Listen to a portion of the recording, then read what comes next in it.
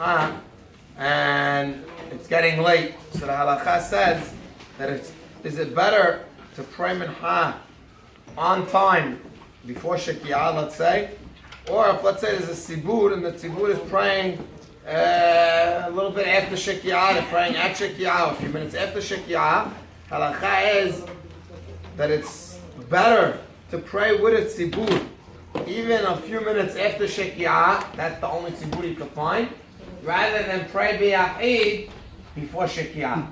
So again, of course it's always best to find a minyan that's before Shekiah and pray with them.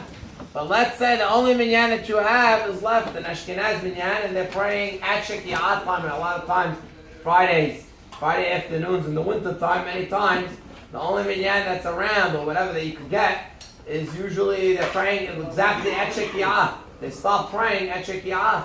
So is it better to pray with them, or is it better to pray biyachid? Chai says that if you have a tzibur, it's better to pray with a tzibur even a few minutes after Shekiah, rather than pray before Shekiah biyachid. Again, obviously this is where you cannot get another minyan that is b'tzibur prior to the Shekiah time. Of course, if you can get that, that's always best. Also, a very important halakha in regards to today's times. Many people pray early mincha, and one of the major problems that come up is praying arbit too early. They're praying mincha and arbit back to back, and they want to pray. Figure, let's say 6 o'clock, 6:15, even 6:30. The guy wants to pray mincha, and he wants to pray arbit immediately after. So you have to be very careful. You cannot pray arbit prior to the time of Pilag HaMincha. Now Pilag HaMincha is a mahloket exactly what time Pilag HaMincha is. There's an opinion of the Gira, and there's the opinion of Magen Avraham. We try to generally go with the Magen Avraham. And Magen Avraham in this case is the later time. Sometimes he's the earlier time in certain times, but now he's the later time. And therefore, Pilag HaMincha on a day like today could be something like 7:10, 7:15 according to the Magen Avraham. According to the Gira, it could be something like 6:45.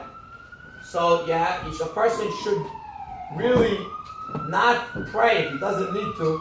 It's better not to pray in the first minyan that they're going to pray mincha and arbit back to back, because it's really not the best time.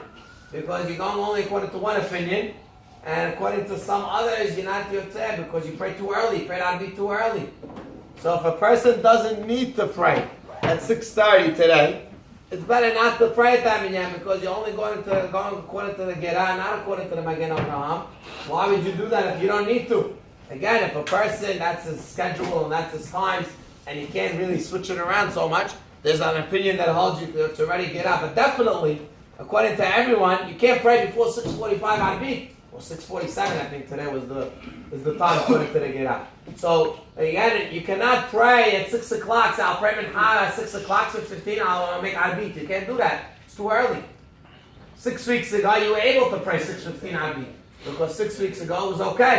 The times were earlier.